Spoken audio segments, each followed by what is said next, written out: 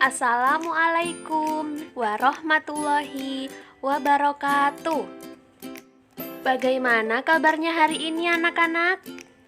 Semoga selalu sehat dan dalam lindungan Allah Subhanahu wa Ta'ala. Jangan lupa kalau bepergian pakai masker dan selalu bawa hand sanitizer ya. Hari ini kita akan belajar materi kelas 4, tema 3, peduli terhadap makhluk hidup, subtema 2, keberagaman makhluk hidup di lingkunganku, pembelajaran kelima.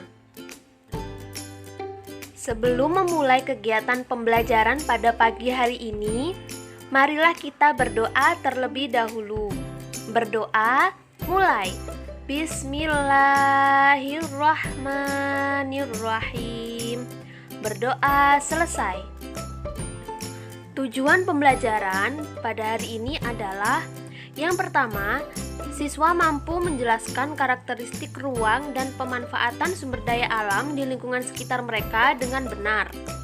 Yang kedua, siswa mampu menyajikan informasi tentang karakteristik ruang dan pemanfaatan sumber daya alam di lingkungan sekitar mereka dengan terperinci. Yang ketiga, siswa mampu menjelaskan cara mengapresiasi karya seni mozaik dengan baik. Dan yang keempat, siswa mampu mengapresiasi hasil karya seni mozaik dengan rasa percaya diri yang tinggi. Tahukah kamu bahwa hewan yang berbeda mempunyai tempat yang berbeda untuk hidup? Ayo kita cari tahu. Sekarang, amati gambar hewan berikut ini. Apa yang kamu ketahui tentang karakteristik tempat hidup hewan-hewan tersebut? Pada gambar tersebut ada gambar ayam, bebek, kucing, dan ikan. Perhatikan tabel berikut ini ya anak-anak. Ayam, karakteristik tempat hidupnya di daratan. Bebek hidup di daratan, tetapi juga bisa berenang di perairan. Kucing, karakteristik tempat hidupnya di daratan, sedangkan ikan, karakteristik tempat hidupnya di air. Nah, dari gambar di samping kita dapat menarik kesimpulan bahwa tempat tinggal hewan mempengaruhi kehidupan hewan. Oke, sekarang kita cari perbedaan antara tempat hidup kucing dan ikan. Kucing hidup di darat, sedangkan ikan hidup di air. Kucing bernafas menggunakan paru-paru, sedangkan ikan bernafas dengan insang. Apakah kucing dan ikan bisa hidup dalam satu tempat yang sama? Tentu saja tidak bisa ya anak-anak. Kucing dan ikan tidak dapat hidup bersama-sama. Jika kucing hidup di air, dia tidak bisa bernafas. Begitu pula sebaliknya, jika ikan hidup di darat, maka akan kesulitan bernafas. Baik anak-anak, sekarang kita belajar bagaimana cara memelihara hewan agar hewan tersebut dapat hidup dengan baik. Yang pertama, memberi makan dan minum hewan peliharaan. Yang kedua, membersihkan atau memandikan binatang peliharaan.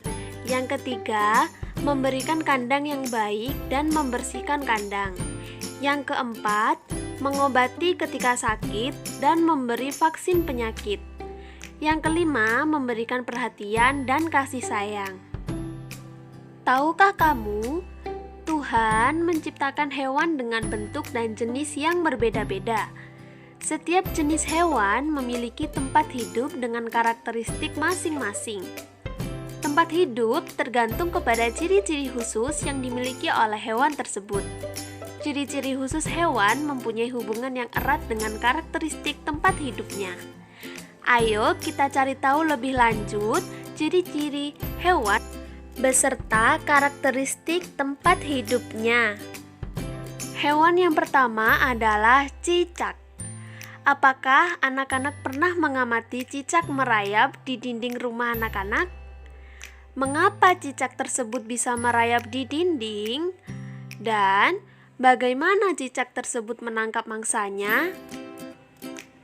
Cicak mempunyai perekat pada telapak kakinya. sehingga dapat merayap di dinding atau langit-langit rumah. Cicak juga memiliki lidah yang panjang dan lengket, sehingga dapat menangkap serangga. Cicak mempunyai ukuran rata-rata 7 hingga 10 cm. Cicak dapat melepaskan ekornya untuk melindungi diri. Terdapat beberapa jenis cicak, yaitu cicak rumah, cicak pohon hijau, dan tokek.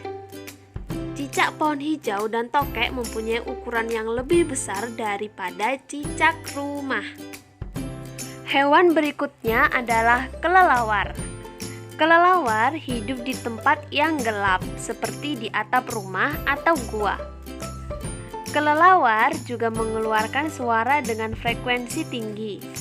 Selain itu, kelelawar juga memiliki pendengaran yang baik dan peka menerima bunyi pantulan. Kelelawar mampu mendeteksi benda-benda di sekitarnya. Kelelawar adalah hewan nokturnal karena melakukan kegiatan di malam hari. Ada 2 jenis kelelawar, yaitu kelelawar pemakan buah dan kelelawar pemakan serangga. Hewan yang selanjutnya adalah bunglon. Bunglon dapat mengubah warna kulitnya sesuai dengan warna benda-benda yang ada di sekitarnya. Misalnya, ketika berada di atas daun yang berwarna hijau, maka warna bunglon bisa berubah menjadi hijau. Ketika berada di batang pohon yang berwarna coklat, maka warnanya bisa berubah menjadi coklat. Bunglon dapat mengubah warnanya sesuai dengan benda-benda yang ada di sekitarnya. Bunglon mengubah warna kulitnya untuk melindungi diri dan mempunyai lidah yang panjang melebihi ukuran tubuhnya. Alhamdulillahirabbil alamin. Hari ini kita telah selesai belajar tema 3 peduli terhadap makhluk hidup, subtema 2 keberagaman makhluk hidup di lingkunganku, pembelajaran kelima. Semoga pembelajaran hari ini bermanfaat ya anak-anak. Sebelum kita mengakhiri pembelajaran pada hari ini, marilah kita berdoa kafaratul majlis. Berdoa mulai. Bismillahirrahmanirrahim. Subhanakallahumma wa bihamdika asyhadu an la ilaha illa anta astaghfiruka wa atubu ilaih. Walhamdulillahirabbil alamin. Sekian dari Ibu, kurang lebihnya mohon maaf. Wassalamualaikum warahmatullahi wabarakatuh. Sampai jumpa.